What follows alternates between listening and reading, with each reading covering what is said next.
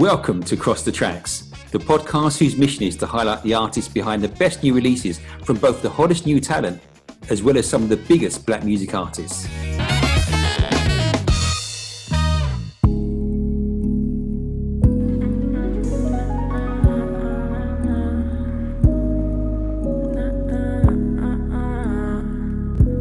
Today's episode finds us catching up with the artist Gabrielle Lynn, who raised in Minnesota, the home of the late musical icon Prince and legendary producers Jimmy Jam and Terry Lewis, began singing at a young age and has been influenced by Sade, Erykah Badu, and even more recent artists like SZA and Daniel Caesar. Gabrielle joined us in a Zoom call to chat about her journey so far, her latest project Irresistible, and hopefully give us an insight as to what to expect from her upcoming self-titled EP.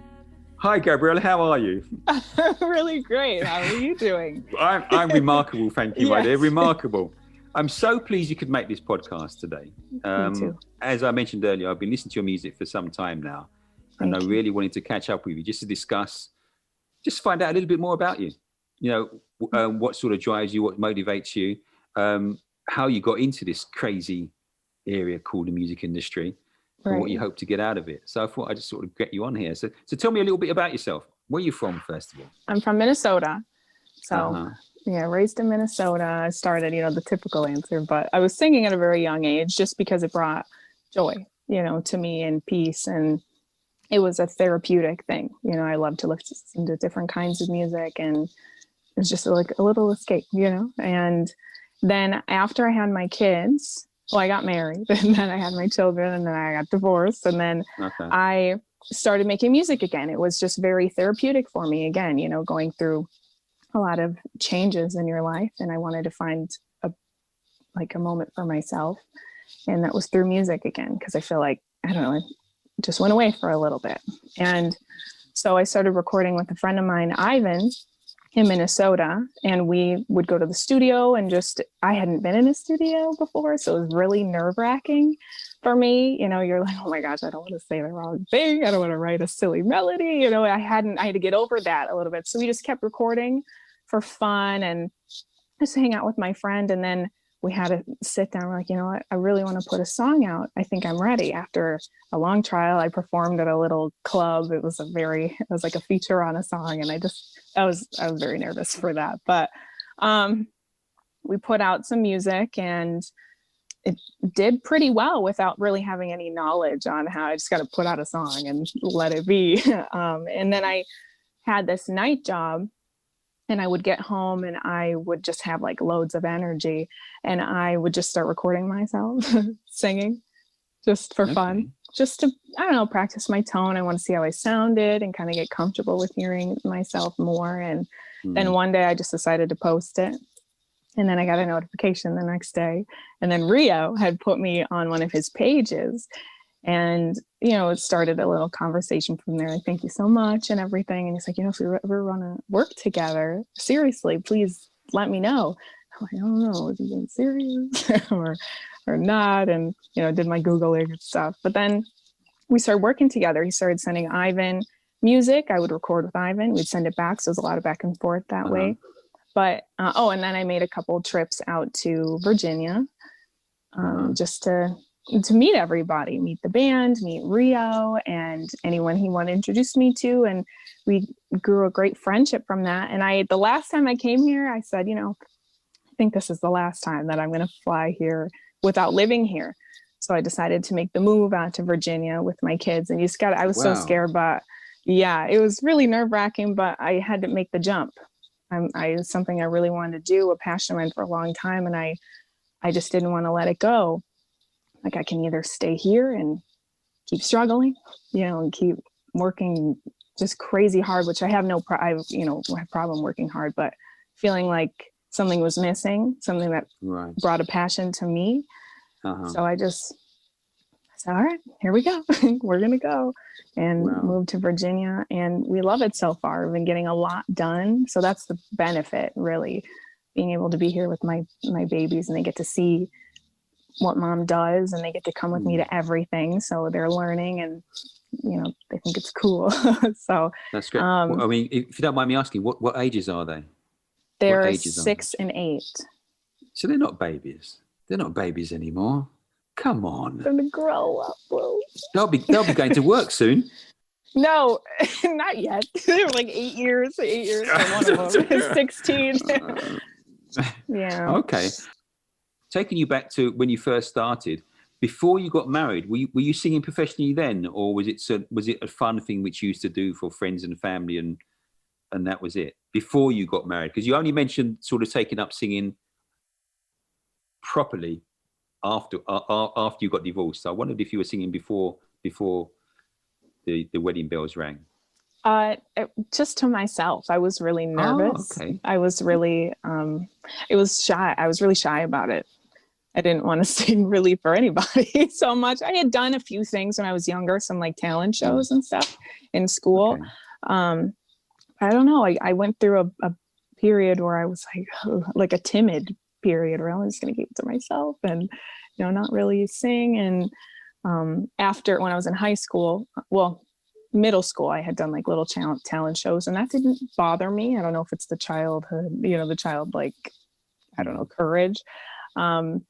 And then in high school, I was in choir. And then I think not making one of the choirs kind of to my high school emotions kind of defeated me a little. It was like, oh. Okay. And then I just got, focused on being a mom. Yeah, and then other things happened. But it's really interesting to me that after divorce, you thought, why don't I try this singing thing again? Because to me, that's a huge risk. I'd have thought at that time you'd be looking for much more security and much more certainty. And then it seems a strange time to then move into the music industry after all of that turmoil in your life. Yeah, It wasn't immediate. I had several jobs. I worked a lot because it was just me. Then I had to make sure my kids were taken care of. So I wasn't immediate. I just found myself after working kind of myself into the ground, just like having constantly on the go to make sure everything's okay. And then always bringing them to school and then to daycare and then babysitter to go back to my other job. And, became a lot. And, but you do what you have to do for your children. And of course, I loved every minute of it, but I just found myself, I was like stressed. Yeah, you felt this pull, this urge. Yeah, I was stressed out, and I just kept singing, and I had this opportunity to go record with Ivan, and I took it. It was my first few sessions. I just kind of sat there. Well, actually, I watched him and his friends kind of record first, just to be in the environment. And then they asked me to do features. And then from the features came me. So it was definitely a process. It wasn't just like divorce music, definitely a process. And I needed it. I needed it therapeutically. I needed to just write down how I felt or write down my emotions and get it out. And I'm glad I did. So. Yeah, well, no, I'm glad you did too. What, as you were going, what periods of your life do you find really influenced your style and the way you wanted to go? Was there music which was playing when you were going through your toils and turmoils and all the stress of the single parent motherhood bit, where you thought there was a particular singer who you was listening to a lot and you thought, I really like the way she sings, or I can really connect with this particular singer or songwriter? I listen to a lot of different type of music. I like strings, and I like jazz music, and I'll just kind of put a playlist on like that and just listen to the sounds. I really like Sade. I was listening to a lot of Daniel Caesar as well, and just listening to kind of his melodies and how he flows his music. And same with Sade, I was listening to her lyrics and how simple they were when I made lyric writing the hardest thing ever in my mind. I was like, all right, this is trigonometry. I can't do this. And I just listened to her style, and I really, I don't know, resonated with it. It was calm for me. Yeah. And do you think that's kind of influenced your musical output now, with like the likes of Sade and Erykah Badu and that kind of feel, that kind of vibe? Because I know this will happen. Someone will ask me, how do I describe your music? And it's really interesting to me because it's more of a vibe. This is what I've been listening to it intensely over the last few days and just trying to think, let me try and really get into this. And then I realized it's about the lyrics, but it's more about a certain vibe. Right. After you've listened to 3 or 4 tracks, you feel a certain way. It kind of, either the more upbeat ones, and the upbeat ones aren't that upbeat, but the more upbeat tracks sort of remind me of like driving along with the hood down on my car on a nice sunny balmy day. It gives me that kind of feeling. And then you've got the ballads as well, the slower stuff, which makes me, once again, it puts you in a vibe. It puts you in a space where you think, okay. And I was intrigued as to what had influenced you and how it influenced you, how you got there. Because it isn't obvious to me. It isn't an obvious step for a singer to take. So I was just intrigued to meet you and find out in your words how you got there in the end. I mean, or were you influenced by Ivan and maybe producers who said, why don't you try this? Or was it something which naturally came to you? I think a little bit of both. I've had influence, definitely. But then I've also heard that, I can't really be put in a box. Like, it just sounds a little, like something different. But I definitely would say the feeling, how you said, like from Sade and a Daniel Caesar, I was listening to SZA a lot too. Her music felt good to me. Whether lyrics or not, I liked how, the flow was. Yes, I know that my heart is broken, but I gotta keep on moving on. I can't let you too close now, or you try to make a move on. Go on, go on, go on, go on, go on, go on. I think when I first was introduced to your music, when I first heard of you, it was to a track called Who Do You Love? Okay. And that track just caught me. It was really strange because I listened to tens of tracks every day. And I pressed play and this thing came out. And this sound came on. I thought, this is just different. And I remember playing it back to back 2 or 3 times for it to sink into me because I wasn't sure if I liked it or not. I couldn't work out. And then I worked out, yes, of course you like it. Then I was trying to work out why I liked it. And then I gave up because I thought, I don't know. There's something about this track which just works for me. The way the voice works with the melodies and everything's so sympathetic and works together. In the end, you think, okay, this is kind of nice. You just gotta let this grow. Try to fight through, but I fall for you. Let it all feel so new. Want you to tell me who do you love? It's me. Who do you love now? Satisfy me. Tell me who do you love? Tell me.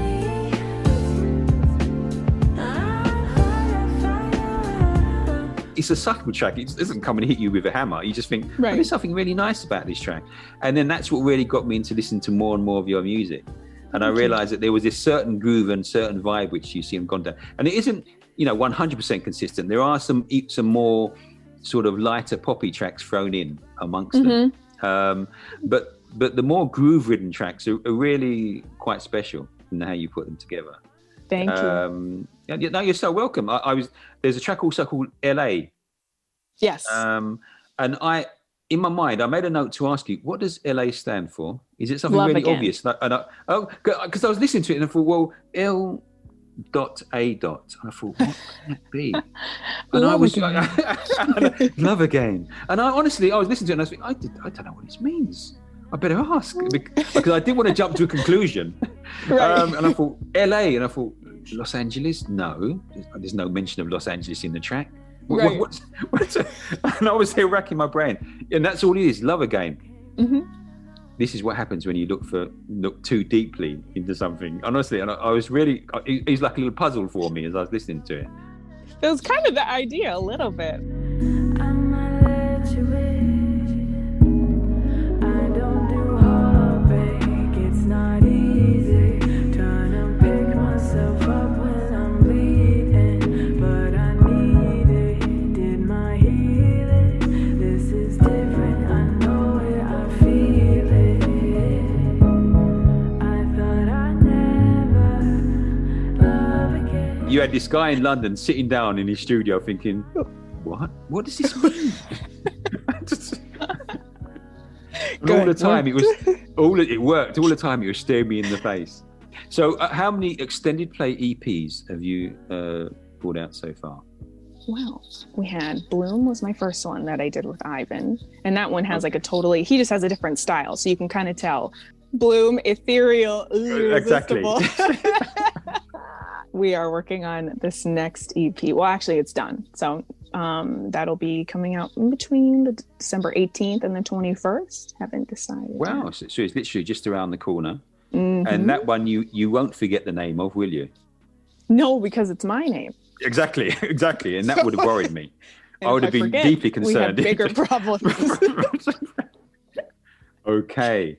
So Ethereal, I thought, was once again just a really interesting sound coming from that, and Irresistible sort of carried that on with, you know, This Is Love, and I think my favorite track on that was a track called It Don't Stop. For some reason, that track grabbed me. Yeah, that track grabbed me, and there's something about it. Who wrote that song? Were you involved in the writing of that, or was that written? Yeah, I'm always involved. I love writing. So I wrote that one with Rio. So was it with Rio? So it was co-written between yourself and Rio. Mm-hmm. So what was the thought process behind it? Talk to me about that track. He came up with this melody and played it for me, and he had like a few lyric ideas in that song, and I don't really know how it came about. I was in the mood of writing about just love and having fun with it, and that like dreamy feeling a little bit, kind of how when you first meet somebody and you're infatuated and it feels like, you know, that young again love type. So I was going for that kind of feel, if you got that at all. No, I got that. No, it to me, it's got this lovely kind of light, kind of floaty feeling about it. Yeah, but it's supposed to be dreamy, kind of. Yeah. It's that love that I live for. Up all night on the phone. It feels right, baby. Let's keep it steady. 'Cause we be loving it. We be kissing it. We be hugging it. Every night reminiscing. I can see my phone. Every day gets love me ever for.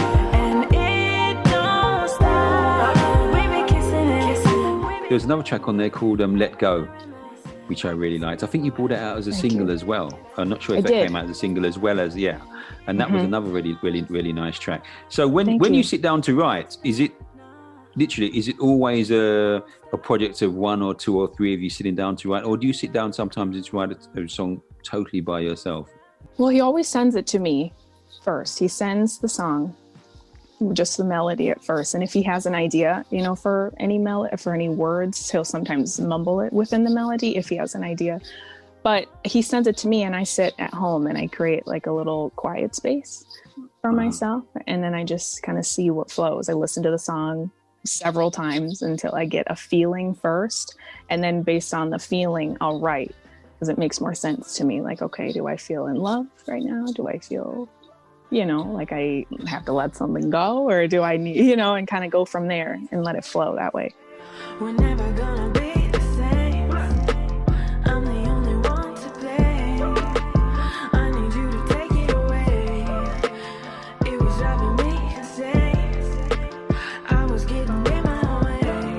I had to let go, even though I didn't want to. Your latest single, Change a Thing.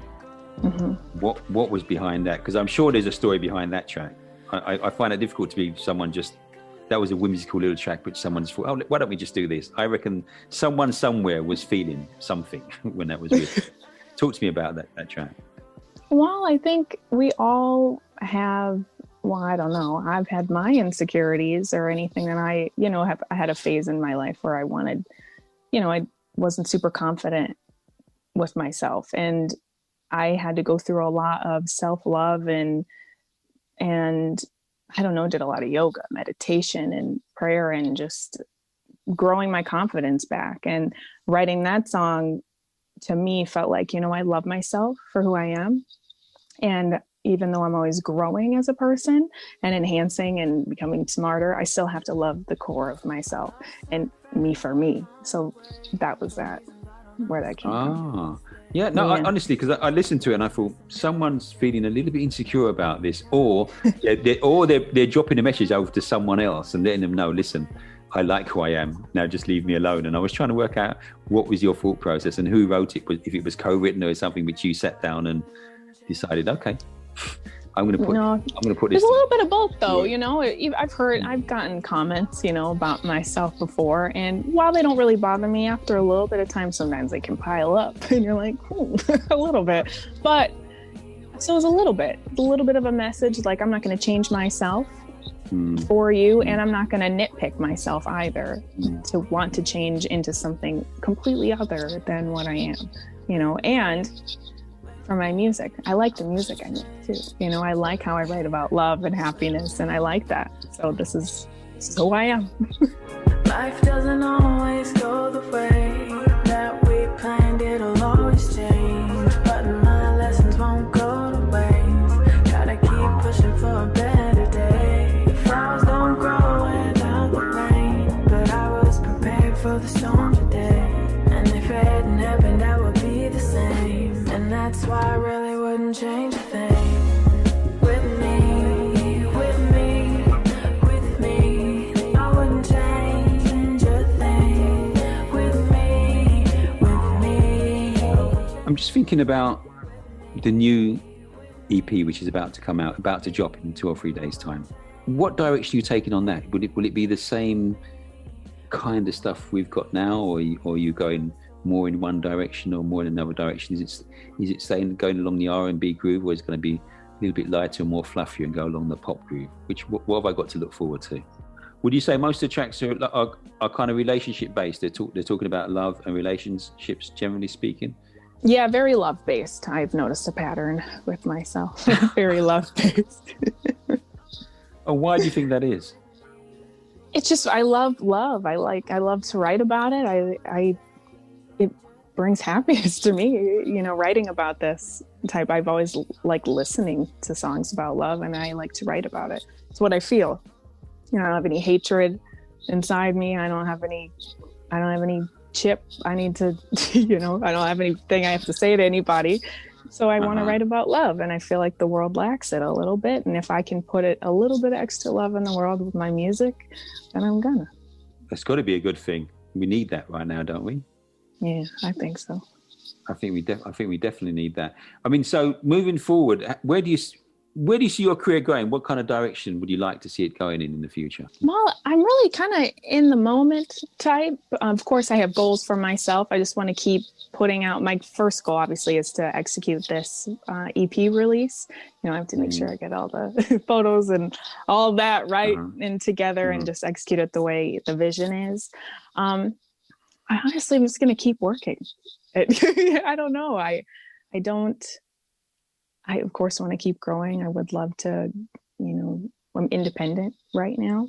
And I'm enjoying that because I'm able to kind of control the music and kind of my views and keep it within the team right now. Of course, happy for growth, but I'm just kind of in the moment enjoying what I'm doing. Oh, and I would love to be touring, though, I have to say. I would like to, yeah. I would love to perform, and unfortunately with COVID, it's very non-existent right now, but I would hope to be touring, you know, next time we speak. So in 2020, you didn't have any tours or anything booked as far as traveling is concerned then? I mean, what's been disturbed? Yeah, we had discussed the possibility of moving in that direction, but it was kind of a 50-50 at that time. And then this happened, and it was kind of like, okay, well, let's just keep working on content, working on myself and anything I want to improve on. We've got this feeling, I believe there's light at the end of the tunnel, but we're just not quite sure how quickly things will get back to normal, whether it be, or relative normal, whether it be, I don't know, the middle of next year or the latter part of next year or whatever. Because I'm sure there are people like you who are itching to get out there and tour and perform their music live. I guess I got to look at it. I'll have more songs to perform. I'll have continuing to improve, so I'll have more content. What are your live shows going to be like for when you're coming over to London or coming over to Europe? What have they got to look forward to? What will they be like? Can you, in your mind's eye, how would you like them to be? Well, in my head, I would like to create an experience, you know, not just, I don't know, just singing at people. I would like to create some sort of experience environment, but something intimate, I picture. where I can really engage and feel, as connected as I can while performing. But I picture something like that, very intimate. And I don't know, if I were going to a show, I would want to say, oh, wow, I can't wait to go to the next one. I don't know how to explain it in my head. Have you ever been to one of BJ, the Chicago Kid, has really nice shows, and I felt like that after I went to his. It was very personable. I've not been to one of his gigs, but I've sort of seen filmed gigs which he's done, and they seem very intimate, almost jazz clubbish, if that makes sense. They seem quite small. Yeah, would I be right? They seem quite that's small and intimate. Mm-hmm. I would like that. It seems romantic. I like it. And I think it would probably go with the kind of music which which you sing anyway. I think it would all fit in really neatly. I really want to hear what the new album's about. I can tell you're not going to give it away. You're not going to give anything away about this album. I don't know why. I've tried. I'm explaining it the best I can, I feel like, without giving it all away. It's just a lot of love. It's more of a, I don't know. I feel like the other songs, which I love all of them, but I feel like they have that more like, I don't know, like you said, drop the roof and, drive around and type kind of vibe, feel good. This one to me is more of a night.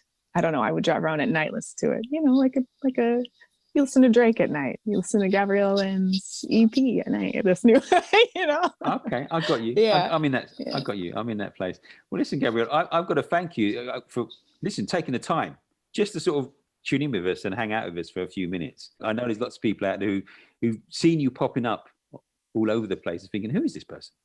What's the story behind her? So I know, it's so cool. I feel that we're doing them an injustice because they're just going to hear the audio of this. They can't see you, and they can't see the big beaming smile you keep putting on to show just how happy you are with everything. And so it's really pleased to see that you're in the midst of a pandemic. You can be so glowing and smiling all the way through a chat. Haven't always been this way.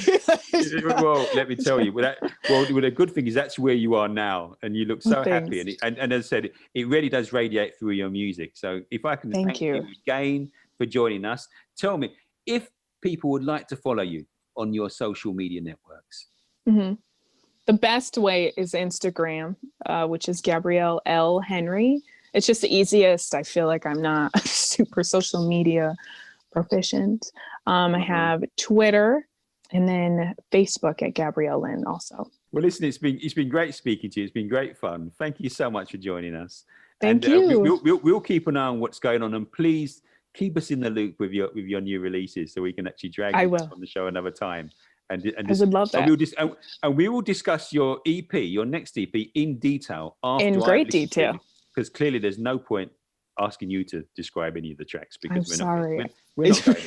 We're just not getting anything. No, we're not. Well, I will say I do have a song on there with my 8-year-old, so that'll be cute. You want to give me the title? It's called Missing You. Okay, cool. Yeah. I should look. So there you go. Well, see, we've learned something today. There we go. And we look forward to seeing you again on Cross the Tracks. Yeah. Yeah, me too. I would love to be back. So you take care of yourself. Speak to you soon. All right. Bye-bye.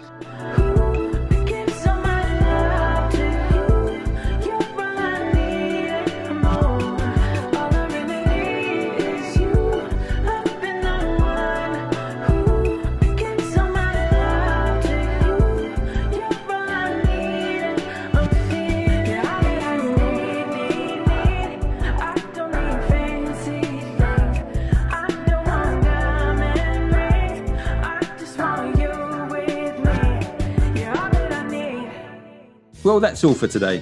Thanks for joining me for this episode of Cross the Tracks. Join me again soon for our next journey. Don't forget to follow or subscribe to the show on your favourite podcast platforms, whether that be on Apple Tunes, Spotify, Amazon or Google. And please remember to follow WBSS Media on YouTube, Twitter, Facebook and Instagram to get info on the latest episodes as soon as they are released. Stay curious.